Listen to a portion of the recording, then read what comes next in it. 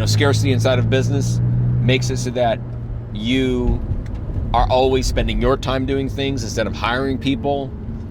You're always very overarching short-sighted. Scarcity and being short-sighted go hand in hand. 3, 2, 1. Like, scarcity is a real thing. Like, it's not like fabricated by the mind. Like a lot of times there's fabrication of the mind of like the fear of failure. It's like, okay, well, what happens if you fail? Most of the time, the only thing that, like, your ego just protects you from someone ridiculing you when it comes to like failing. Like, generally speaking, most people in North America, if you fail in your business, worst case scenario, you go bankrupt. And really, that's just because it's like embarrassing. Most fear comes from embarrassment. Let me put it this way. If you go to your fridge and you don't believe that you can get more food, and there's a finite amount of food in your fridge, that's true scarcity. Like, there is no more. And so scarcity is this weird thing, because it's like, if you believe in it,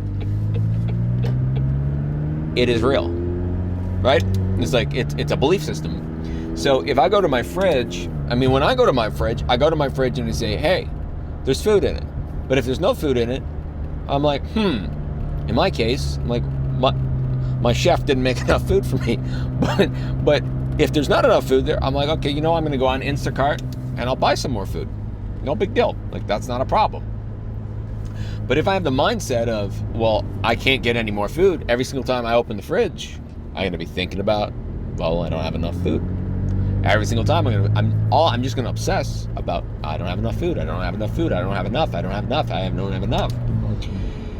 Instead of thinking, well, how do I get more? Right? Like, how do I get more? And so abundant thinking is, well, I'm resourceful enough to be able to get more anytime I want. All right?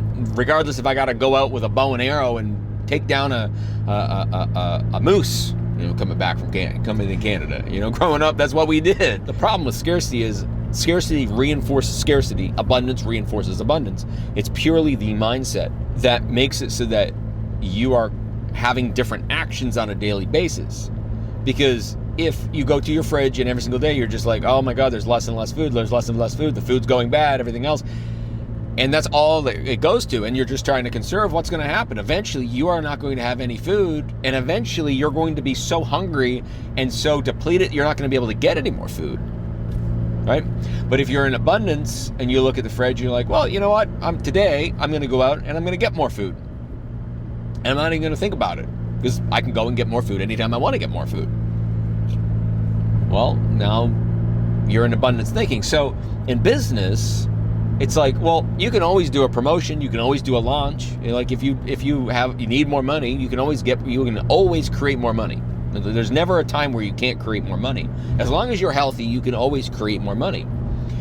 But scarcity makes it so that as soon as money comes to you, it's like, oh my God, I gotta keep this. I gotta hold on to this money. I gotta keep this money.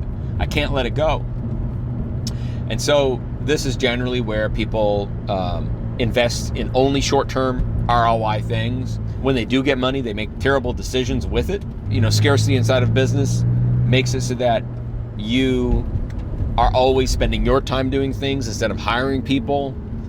You're always very overarching short-sighted. Scarcity and being short-sighted go hand in hand. Abundance, on the other side, is knowing that, oh, you know what, if you make a decision where, let's say, it took a lot of your money, you can always create more, and you've learned the lesson, you won't do it again.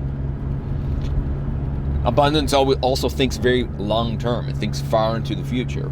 And when we're thinking far into the future, of course, it's going to create more abundance, because generally speaking, when you're making decisions that create abundance into the future, or for the future, for a long-term return on investment, the long-term investment generally is much higher than anything you can do in the short term. Shifting your mindset to this, I can't say it's particularly easy. It's not easy. And I would say at the beginning, in order to shift from scarcity to abundance, you pretty much have to just will your way into it. Like, you just have to wake up and be like, today I should, on paper, be living a life of scarcity, but I'm going to live a life of abundance. Now, that doesn't mean going and spending $3,500 on some dumb watch. or, doing things that are frivolous.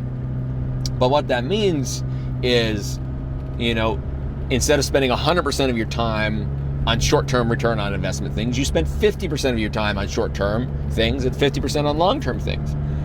It means when you're making a decision that you don't look at a decision being like, oh my God, this is the make or break decision, right? Scarcity is very much like everything is make or break. Like either if this doesn't work, I'm screwed. Like it's very non-logical thinking. It's more along the lines of, I'm going to make this decision and I know some good's going to come from it. I don't know if the good is with a return of money, a return of my wisdom, a return of knowing someone, right?